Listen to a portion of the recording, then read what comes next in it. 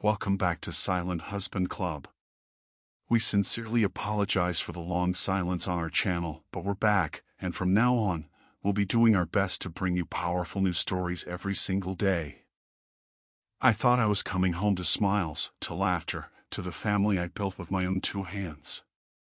Instead, I walked through that door and stumbled into something I wasn't meant to see, something that shattered everything I believed about love, loyalty, and fatherhood. If this story grabs you, don't forget to like, subscribe, and leave a comment below.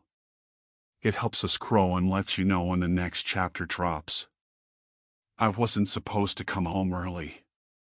That decision came out of nowhere, a spontaneous urge after my business trip wrapped up one day ahead of schedule. There was no special reason behind it, just a quiet excitement to surprise Claire and the kids. I imagined the way their faces would light up, especially hers. Claire loved surprises. Or at least, I used to think she did. The drive home was uneventful. The highway was wide open, giving me too much time to reflect on how lucky I felt. Claire and I had been married nearly 10 years, and our two kids, Noah and Emma, were the heart of everything I did. Our marriage wasn't flawless, but whose is? Our life was steady, predictable, and safe. And I loved it that way. On the way, I stopped at a bakery Claire adored. Picked up a slice of lemon tart she always craved and a couple of chocolate croissants for the kids. Just a small gesture. Nothing extravagant. But meaningful, in the quiet language of family and routine. As I pulled into the driveway, something felt off. The house was too quiet. Too still. Normally, Noah's bike would be tipped over on the lawn or Emma's shoes left scattered by the front steps. But today, nothing. Everything was neat. Too neat. I parked, stepped out with the pastry bag in one hand and my work bag in the other, and approached the door as quietly as I could, hoping to catch their surprise before they caught mine. I slid the key into the lock gently, opened the door just as softly, already anticipating their laughter and Claire's wide-eyed smile. But the house didn't greet me with joy. Instead, I heard voices from the living room. Claire's voice, unmistakable. But she wasn't alone. There was another voice, lower, familiar in a way that made my skin prickle. I couldn't place it at first, but something about it stopped me cold. I paused in the hallway, hands frozen mid-motion, caught between revealing myself and listening. The tone of the conversation was intimate. Not just friendly. Something about the softness in her voice, the way she laughed, told me this wasn't the kind of interaction I was supposed to walk in on. I set the bags down on the hall table and moved quietly toward the living room entrance, my heartbeat thunderous in my chest. From the edge of the hallway, I could see them. Claire on the couch. Her body leaned in toward the man next to her. Nathan. Nathan, her cousin. Or so I'd been told. He was always around the fringes of her family. One of those relatives who showed up for holidays and left before dessert. A few months ago, after losing his job, Claire insisted he stay with us for a while, just until he got back on his feet. I hadn't objected. Family was family. Right? But now, the way Claire's fingers brushed Nathan's arm, the way she tilted her head toward him, smiling, that wasn't family. It was tender. Too tender. Her laugh, soft and breathless, wasn't the laugh she gave me. I felt my stomach twist. And then she said it. Stop, Claire whispered, suddenly glancing toward the doorway. Her tone was nervous. What if someone comes in? Nathan chuckled, leaning back with a smirk. Relax, he said casually. Ethan's not back until tomorrow, remember? I stumbled back a step. My mind refused to catch up with what my eyes had just seen. My heart hammered, the walls closing in. I turned, walked back toward the front door, opened it silently, and stepped outside like a ghost slipping out of its own home. I got back in my car and just sat there, staring at the steering wheel, trying to breathe. It wasn't like I caught them doing anything outright, but it didn't matter. I had seen enough. Too much. Hours passed. I didn't go home. I didn't call. I just sat in that parking lot of a roadside motel, the smell of lemon tart still lingering in my car. Eventually, I sent Claire a message, forcing the words to stay neutral. Finished work early. I'll be home tomorrow afternoon. Love you. Her reply came almost instantly. That's great. Can't wait to see you. Love you too. Her cheerfulness hit me like a slap. I couldn't read those words without feeling a cold knot form in my chest. That night, I checked into a nearby motel, told the front desk I'd only need one night. But deep down, I already knew this wasn't just a night away. Something had started that day. Something that couldn't be undone. The next morning, I drove home exactly at the time I said I would. I practiced my expression in the rearview mirror the whole way there. Calm. Neutral. Unbothered. I didn't feel any of those things, but I wore them like a mask. Claire greeted me at the door as if nothing had happened. She threw her arms around my neck and kissed me, her excitement almost convincing, almost. You're back early. She beamed. I held her close, returned the smile, and said, couldn't wait to see you. It was a lie, but I had to start somewhere. Nathan was in the kitchen, pretending not to notice me as he sipped coffee and scrolled through his phone. He looked up with a lazy grin. Hey, man. Good to see you, he said, like we were old buddies. I nodded back, even though the sight of him made my blood burn. For the next few days, I pretended everything was fine. That's the thing about betrayal, it doesn't explode all at once. It sinks in slowly, drop by drop, until it infects everything. I watched them closely. Every glance they shared, every pause in conversation when I walked into a room, every forced laugh that ended too abruptly, it all started painting a picture I couldn't ignore. Once, I found them standing too close in the kitchen. Their conversation stopped the second they saw me. Claire busied herself with the dishes. Nathan just smiled, that same cocky, hollow smile. At night, I lay awake next to Claire, my mind spiraling through possibilities. Was I overreacting? Had I imagined it? Was I reading too much into gestures that meant nothing? But those questions quickly gave way to another, one that gripped my chest with a cold, silent terror. What if the children weren't mine? Noah's dark hair. Emma's hazel eyes. People always said they looked like Claire, and I'd never questioned it. But now, in the middle of the night, that resemblance felt like a warning I had ignored for years. Claire and Nathan had known each other for a long time. They had history. I started remembering things I had brushed off, how Claire insisted on helping Nathan when he lost his job, how defensive she became if I questioned their closeness, how Nathan seemed too at home in our house. I needed certainty. I needed truth. Without it, I was drowning in doubt. So one night, when Claire and the kids were asleep, I got out of bed and went to the filing cabinet in the study. Our important documents folder was always neatly organized. Birth certificates. Medical records. School forms.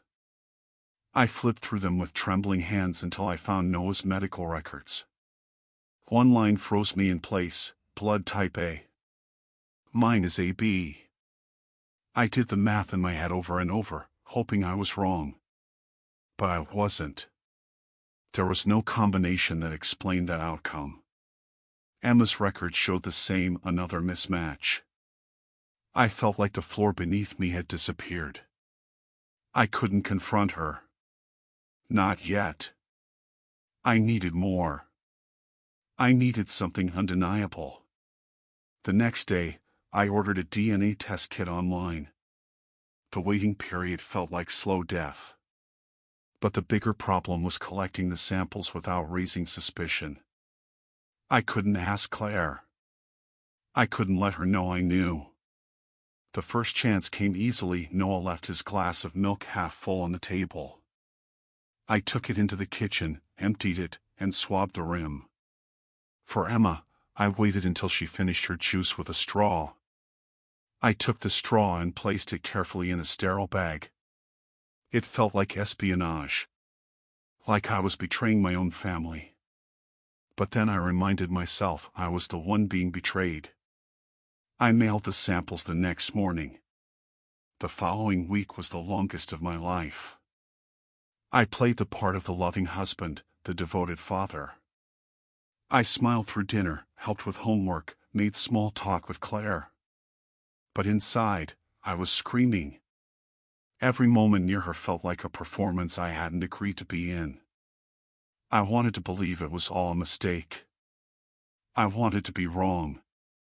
10 days later, the results arrived. I opened the email alone in my car, parked behind a gas station, hands trembling. The words hit me like a hammer to the chest. Probability of paternity for Noah, 0%. Probability of paternity for Emma, 0%. I couldn't breathe. I couldn't think. My kids, my entire life, were a lie. The laughter, the birthdays, the late-night cuddles, the scraped knees, the bedtime stories, none of it had ever really belonged to me. I sat there for what felt like hours, the print on the screen burning into my memory, every line a nail in the coffin of the life I thought I had. But even through the pain, one thing became crystal clear. I couldn't keep pretending. That night, after the kids had gone to bed, I asked Claire to sit with me in the living room. She smiled, sat beside me, as if everything was fine. I looked at her and felt something in me break. "Claire," I said quietly, "we need to talk." Her smile faltered. "What is it?" I stared at her. "Are Noah and Emma my children?" The color drained from her face. "What kind of question is that?" I took a deep breath. I had a DNA test done. The silence that followed was unbearable. Her mouth opened, but no sound came out. And then, finally, tears. "Ethan." "I can explain." "Then explain," I said, my voice cold and sharp. "Explain how you've let me believe a lie for 10 years.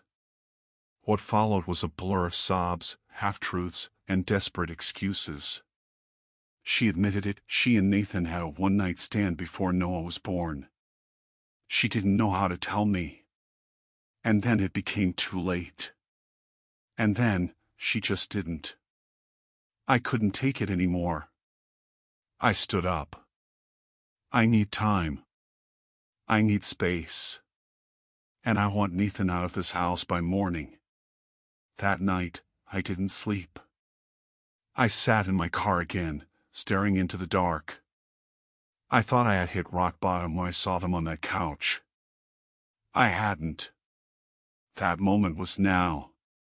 But something else began to rise inside me, something deeper than anger. A decision. A shift. This wasn't the end. It was the beginning. The days after confronting Claire felt like a dream I couldn't wake up from, except it wasn't a dream. It was too vivid, too raw. Nathan was gone the next morning, just as I demanded. No goodbye. No apology. Just silence, like the kind cowards leave behind when they vanish. The house didn't feel lighter without him. If anything, it felt heavier. Claire moved around in a daze, trying to act like things might return to normal, like we could maybe pretend this was a bump in the road. But I saw right through it. Every interaction between us was strained, shallow, wrapped in a silence filled with unspoken rage and grief. She made breakfast. I didn't eat. She tried to ask how my day was going. I gave one-word answers. There was nothing left to say, at least, not until I was ready to speak on my terms. But one thing burned brighter than anything else: Noah and Emma. They were still my kids, even if they weren't mine. And if Claire thought for a second that I'd walk away from them, she didn't know me at all.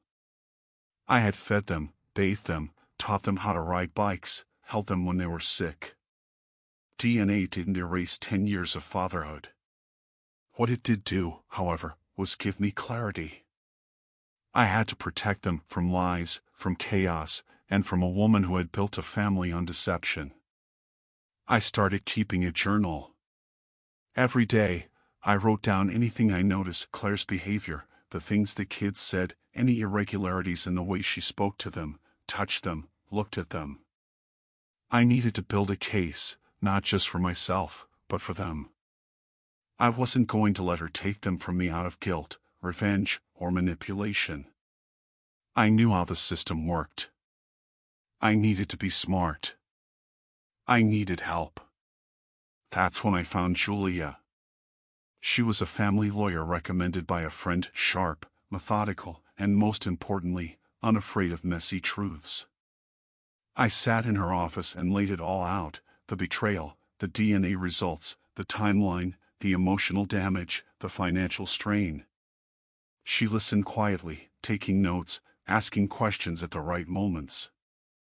Then she looked at me with steady eyes and said, "Ethan, you're in a strong position.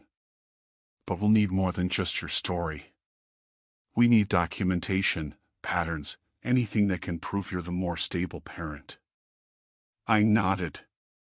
"There's more. I've noticed transactions on our accounts: money missing. Expensive hotels, jewelry, even a private loan I never signed off on. I think Claire's been using our savings to support Nathan behind my back." Julia's brow furrowed. "If that's true, it will help.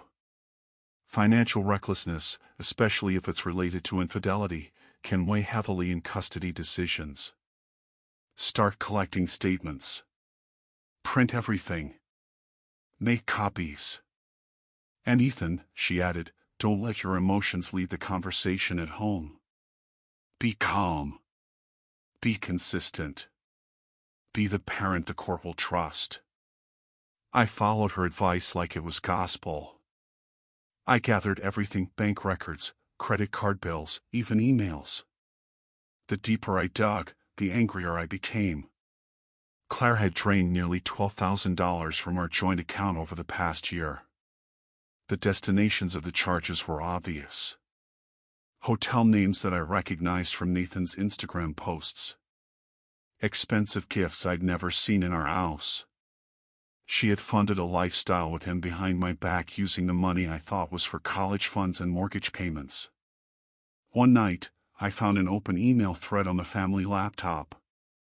Claire had forgotten to log out. It wasn't just guilt-ridden messages, it was longing. "I miss you. I wish we could go back to before everything got so complicated." The last message from Nathan was less poetic: "You should have left him when you had the chance." I felt like vomiting. But I didn't confront her. Not yet. I took screenshots. I saved everything. And I told Julia. All the while, I kept pretending. The kids didn't know. And that was the hardest part: lying by omission. But they noticed something. Noah had grown quieter, more observant. Emma clung to me more than usual, like she sensed I was drifting. One afternoon, she asked, "Daddy, are you mad at Mommy?" I knelt beside her, smiled, and said, "No, sweetheart. Grown-ups just have big feelings sometimes." But that night, I cried in the shower like a child. Not because of Claire. Not even because of Nathan. I cried because I hated lying to my kids. I hated the fake smile I had to wear. I hated the man I was being forced to become: calculating, distant, ready for war. Julia eventually suggested I hire a private investigator to solidify our case. She introduced me to Vincent, a quiet, detail-obsessed man with the kind of patience I envied. Within a week, he delivered a file I wasn't prepared for. Nathan had a record. He'd been fired from multiple jobs for embezzlement, had been involved in 2 fraud investigations, and had an outstanding civil suit for unpaid debts.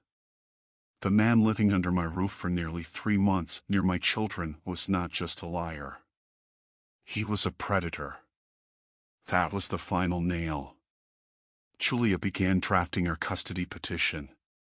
Full guardianship. Limited visitation for Claire under supervision. No contact with Nathan, ever. It was time to take everything to court. And this time, I wasn't going to blink. The day of the custody hearing arrived like a thunderstorm, heavy, inevitable, and impossible to avoid. I wore a suit I hadn't put on since Claire and I last attended a wedding together, back when everything still felt real. Now, the fabric clung too tightly around my chest, as if even my clothes knew I was walking into battle. Claire sat across the courtroom with her attorney, carefully composed, dressed in pale tones, playing the part of the remorseful mother. I'd seen that performance before. Her lawyer tried to paint a picture of misunderstanding, of one bad decision made in a moment of weakness. They leaned heavily into the narrative of reconciliation, arguing that children needed both parents, that the past shouldn't determine the future. But the truth, the real truth, came in piece by undeniable piece. Julia presented the DNA results first, factual, emotionless, brutal. Then came the financial statements, hotel bills, boutique purchases, unexplained withdrawals, the trail of betrayal documented down to the cent. Every charge that went toward Nathan, toward the life she shared with him in the shadows, was displayed before the court like evidence in a murder trial. Because that's what this felt like, the murder of a family. Then came Vincent's report. Nathan's criminal history. The lawsuits, the firings, the unpayable debts. Claire's lawyer tried to object. Claimed it wasn't relevant. Julia calmly responded, "Your client brought this man into the home with her children. She maintained a secret romantic relationship with someone known for fraud, who resided under the same roof as 2 minors. It is not only relevant. It is damning." I watched Claire's face pale with every word. And yet, even as the evidence mounted, she never looked at me. Not once. She kept her eyes low or trained on her lawyer's hands, as if meeting my gaze might turn her to ash. When it was my turn to speak, I didn't raise my voice. I didn't cry. I didn't even look at her. I looked at the judge and spoke the one truth I had left: they are not mine by blood. But they are mine in every other way. I've raised them. I've loved them. I have never walked away from them, and I never will. But I can't say the same for Claire. And I won't let her decisions ruin their lives. The courtroom was silent after that. There were no dramatic gasps or gavel slams. Just the low, tired voice of a judge who had likely seen too many cases like this and had long ago stopped being surprised.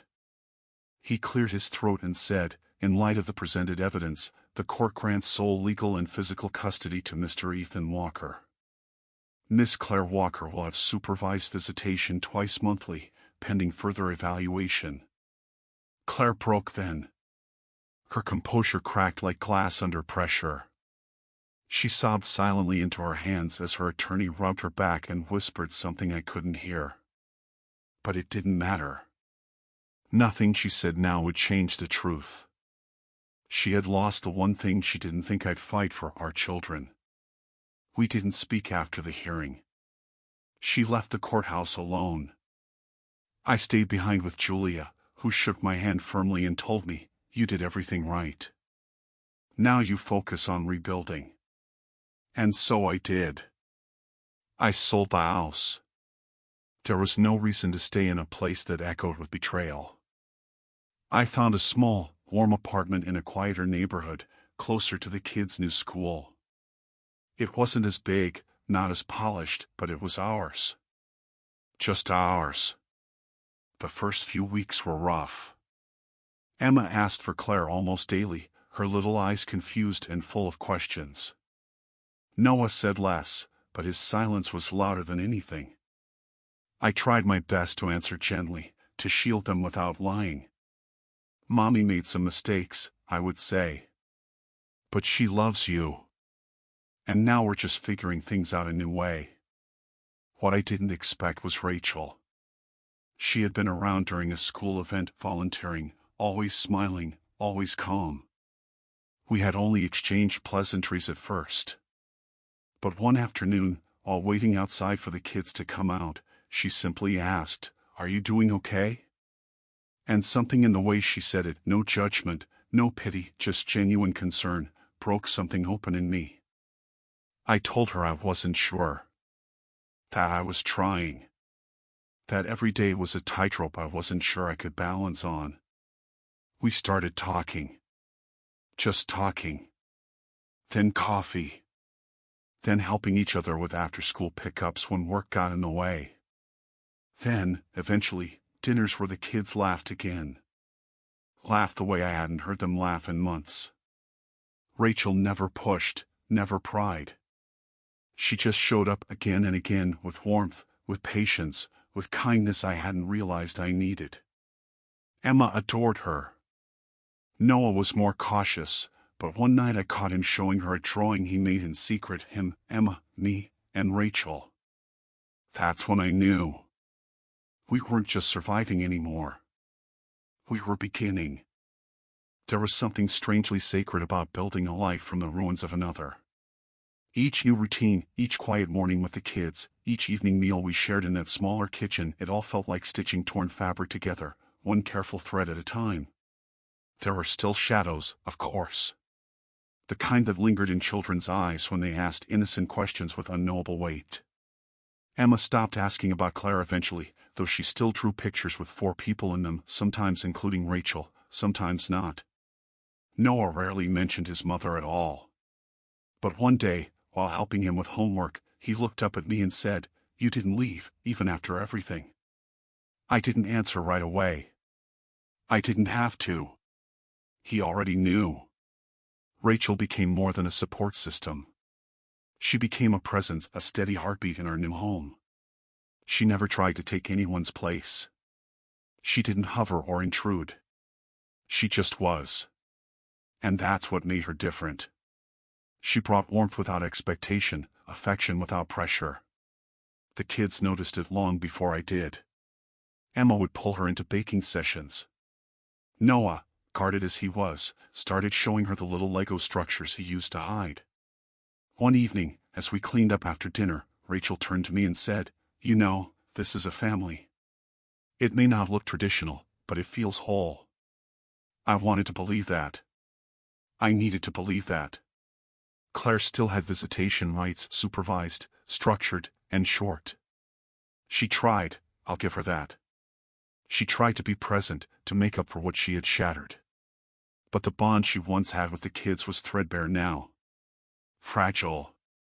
Fading. The kids would return from those visits quiet, a little confused, often tired.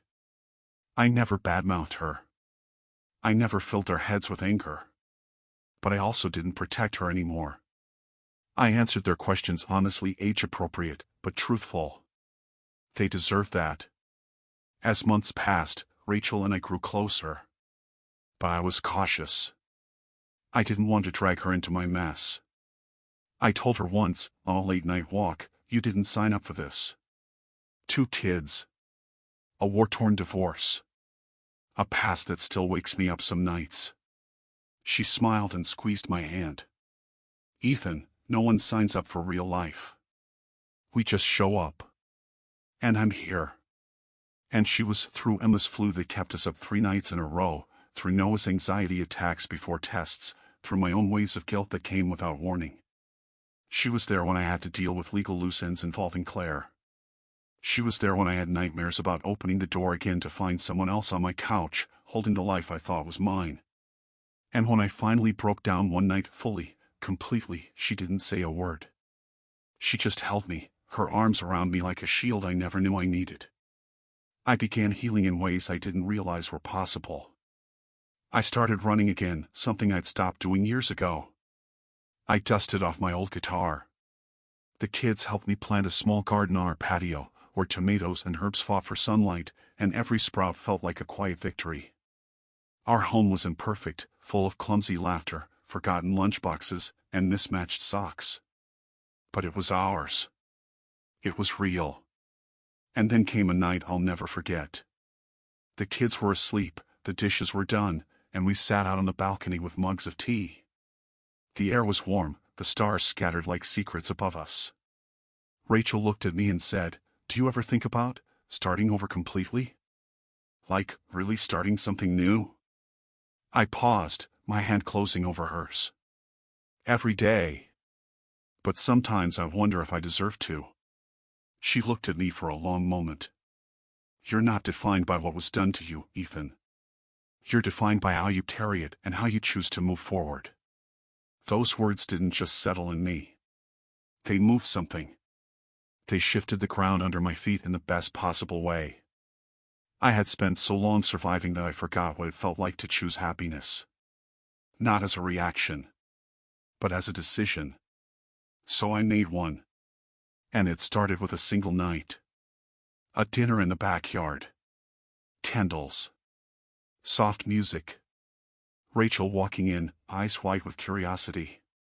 The kids buzzing with excitement, dressed in their best clothes. And me, standing there, heart racing, realizing that sometimes, second chances don't just show up.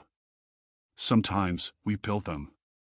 Rachel stood there in the soft glow of string lights, looking at the table we had set up in the backyard, candles flickering gently in the breeze, a homemade dinner spread out on mismatched plates, wildflowers in a mason jar at the center.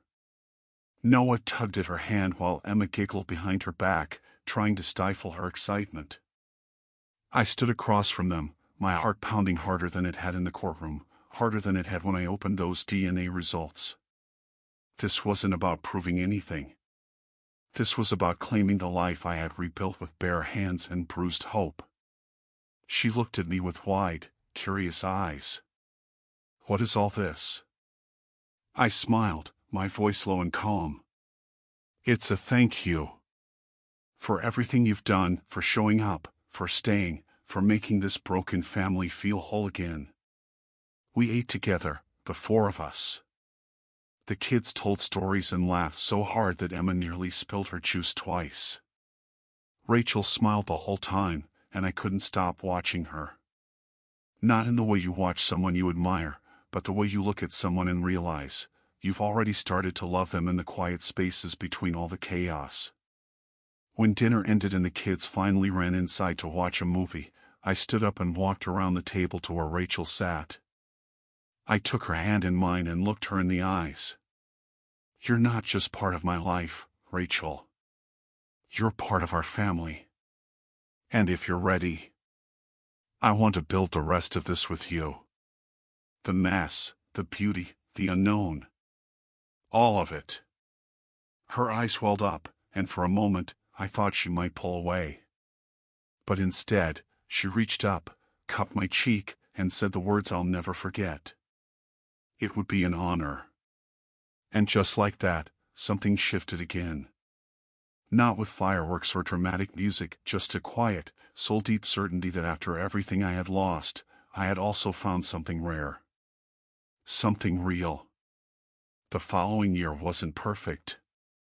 Nothing ever is. There were still memories that stunned unexpectedly, moments when Claire would reach out and try to wedge herself back in, when Noah would come home from school unusually quiet, or when Emma would ask why Mommy didn't come to dance recitals. I handled them all with patience, with honesty, with the kind of strength I never knew I had until I was forced to use it every single day. Rachel and I took things slow. There was no rushing, no pretending. We kept showing up for each other the way broken people do when they choose healing over fear. The kids flourished. Emma started ballet. Noah joined a science club and made friends who didn't know anything about what had happened in his past. Our apartment, once a refuge, began to feel like a real home. One night, while picking up the kids from school, Noah told me about a class project where they had to draw their family and explain it to the class. He said he drew all of us, me, Emma, Rachel, and himself. I asked him what he said when the teacher asked who Rachel was. He looked at me and shrugged with a grin. I told her she's like glue. She keeps us together. I'll never forget that.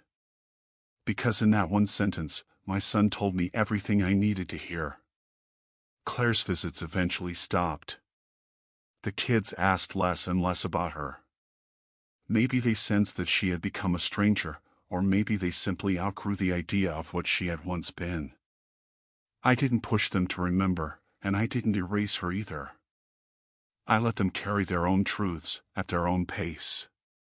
On the 3rd anniversary of our new beginning, Rachel suggested something I never would have imagined before: our first real family vacation.